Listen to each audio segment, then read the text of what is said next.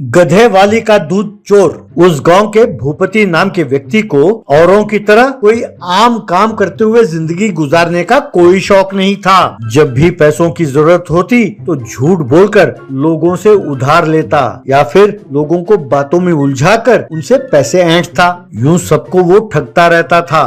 उसका एक बेटा था, उसका नाम था संजय। भूपति ने उसकी पढ़ाई छुड़ा दी और अपने साथ उसे भी घुमाता रहता था।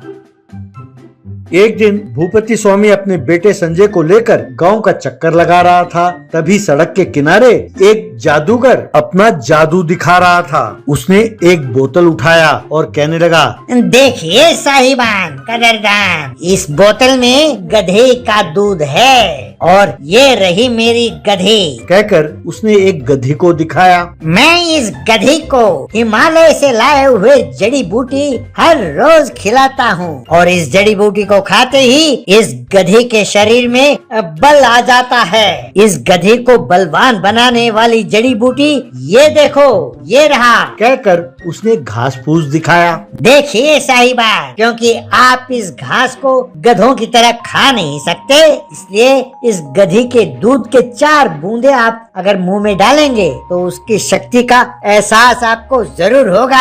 इस दूध को पीते ही बीमार आदमी भी भीम की तरह बलवान हो जाता है। मैं जानता हूँ साहिबान कि आपको विश्वास नहीं हो रहा, आप शक करते हैं मुझ पर। अभी आपको दिखाता हूँ। कहकर उस भीड़ में से ही एक डोले शोले वाले आदमी को बुलाया और कहने लगा, पता नहीं साहिबान ये कौन है, लेकिन लगता है ये कोई पहलवान है। क्या आप में से कोई है जो इसका मुकाबला करने के लिए तैयार है? तो सब ना भाई ना कहने लगे। तभी भीड़ में से एक सुकड़ा आदमी, मैं करूँगा कुश्ती इसके साथ, यूं कहा। तब वो जादूगर, ये हुई ना बात, से कहते हैं हिम्मत। रेडी 1 2 3। यूं कहते ही उस पहलवान ने उस सुकड़े आदमी को 4 थप्पड़ मारे। वो एकदम जमीन पर ढेर हो गया। भीड़ में खड़े सब हंसने लगे।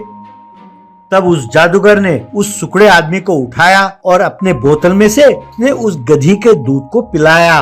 बस वो सुकड़ा आदमी एकदम उठा और जोर से अपने सर हिलाया और उस पहलवान को खूब मारकर उसे चित कर दिया। वो पहलवान जोर से चीखकर जमीन पर ढेर हो गया।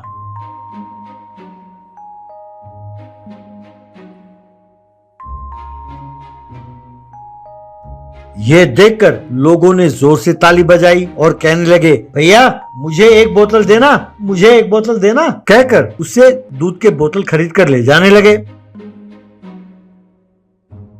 ये सब देखकर भूपति स्वामी हैरान हो रहा था। तभी वो जादूगर, अरे भैया बहुत हो गया, अब उठो। तब वो पहलवान उठा और उस सुकड़े आदमी के पास जाकर खड़ा हो गया। तब उस जादूगर ने इन दोनों को पैसे दिए। ये देखकर भूस्वामी, अरे वाह, ये तो कमाल के ठग हैं भाई। मैं भी गधे की दूध से ऐसे ही लोगों को ठगूंगा। पर ये क्या, मेरे पास तो गधी है ही नहीं। अरे कोई बात नहीं, मेरे पास नहीं है तो क्या हुआ, वो 4 गली दूर उस भैरव स्वामी के पास 4 गधे हैं ना। बेटा संजय, अब मुझसे बस ये छोटे मोटे काम नहीं किए जाते, मैं तुझे काम पर लगाता हूँ, चल बेटा। कहकर उसे लेकर सीधा भैरव स्वामी के पास गया और भैरव स्वामी से कहने लगा, अरे भैरव भैया, मेरे बेटे ने पढ़ाई वढ़ाई छोड़ दी और यूं आवारा घूमता रहता है, इसे अपने पास रख लो नौकरी पर और थोड़े बहुत पैसे दे दिया करना। तब भैरव स्वामी, भैया मेरे पास गधों को चराने के अलावा और कोई काम है नहीं। तब भूपति, तो ठीक है ना भैया, वही काम करेगा ये। कहकर बेटे को वहाँ नौकरी पर लगा दिया और जाते जाते उसके कान में कुछ कहकर चला गया।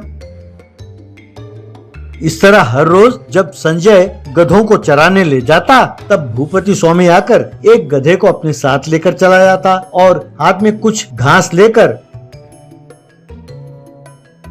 गांव के घर घर जाकर लोगों को गधे के दूध के महिमा के बारे में बताकर उन्हें 1 औंस गधे के दूध 100 रुपए के हिसाब से बेचता था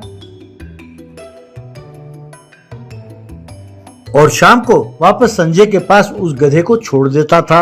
इस तरह वो पैसे कमाने लगा। एक दिन सवेरे सवेरे भैरव स्वामी के पास एक आरएमपी डॉक्टर आया और कहने लगा, भैया एक छोटे से कटोरी में मुझे गधी का दूध चाहिए। शहर से एक मरीज आया है। वो मरीज कहता है जल्दी जाना है उसे, मुझे उस दूध में दवाई मिलाकर देना है उसे। तब भैरव स्वामी, पर गधे तो चरने के लिए गए हैं, आप 10 मिनट बैठो, मैं अभी दूध धोकर लेके आता हूँ, कहकर चला गया। जब भैरव स्वामी संजय के पास पहुंचा तो उसे वहाँ 3 गधे दिखाई दिए। तब उसने संजय से पूछा, चौथा गधा कहाँ है? तब संजय परेशान होकर, वो बापू लेकर गए हैं। ऐसा कहा। तब भैरव स्वामी, तुम्हारा बाप क्यों लेके गया, किस लिए? तब संजय घबरा गया और उसने भैरव स्वामी को सब कुछ सच सच बता दिया। गुस्से में आकर भैरव स्वामी ने संजय को जोर से थप्पड़ मारा। तब वहाँ खड़े लोग, अरे भैया उसे क्यों मार रहे हो यूं पूछा। तब भैरव स्वामी, क्यों मारा? क्योंकि ये चोर है और इसका बाप से भी बड़ा चोर, यूं कहकर जो कुछ हुआ सब बताया। जब लोगों को पता चला कि कितना बड़ा धोखा हुआ है तब उन्हें भी गुस्सा आया। तभी भूपति स्वामी वहाँ गधे के साथ आया। लोगों ने उसे पकड़ा और उसको खूब मारा। भैरव स्वामी, कमीने, बाप बेटे दोनों मिलकर यूं लोगों को ठग कर पैसे कमाते हो। तब संजय रोते हुए, मैं चोर नहीं हूँ, मैं तो स्कूल पढ़ने जाना चाहता था, पर बापू ने मेरी पढ़ाई बंद करा दी और अपने साथ घुमाते हुए मेरी जिंदगी बर्बाद कर दी।